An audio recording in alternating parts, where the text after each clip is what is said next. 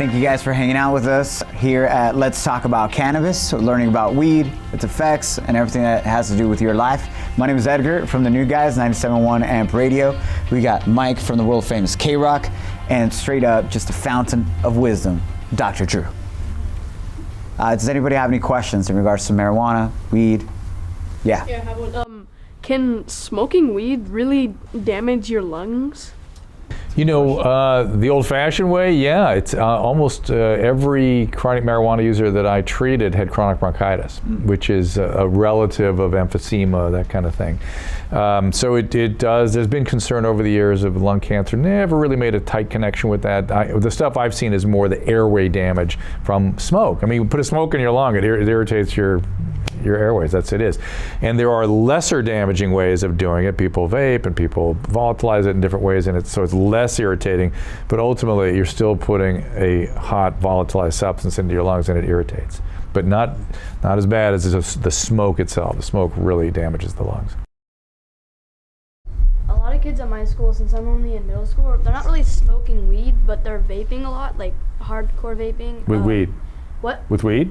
No, with like vape, like they just whatever. Yeah. With tobacco? Yeah, and nicotine and stuff. And so like when they're not vaping, they're really depressed, and like kids in 8th grade are like all really different, because I have a lot of 8th grade friends, and so they're like completely different when they're not vaping. So yeah, there's concern about vaping leading to cigarettes, and cigarettes are what kill you.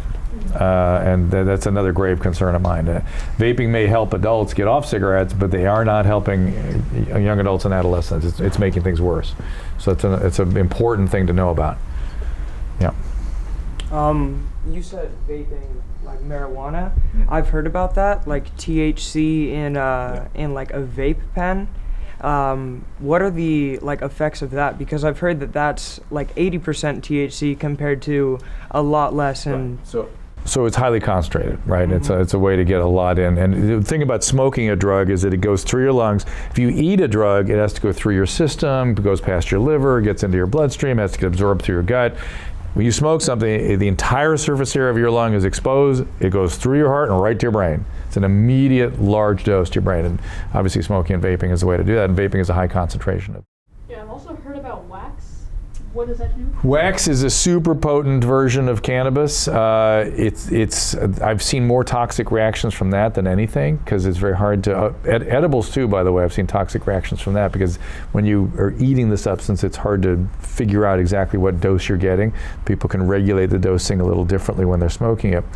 But wax is so potent that people can get toxic reactions with very limited exposure, and people vape it. People put it in the vape because you only need a tiny little bit. Dr. Drew, can you explain what a toxic reaction is? Toxic reactions, when I describe a toxic reaction, I'm really talking about an agitation or a panic attack or a frank psychosis, where you really aren't connected to reality anymore. And you end up in an emergency room with a toxic reaction typically.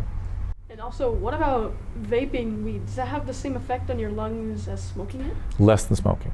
But there is concern about, over time, having cumulative irritation on the airways. Again, we're talking about the airways of the lungs. You know, just think about it. Anytime you're inhaling something, it can irritate your lungs.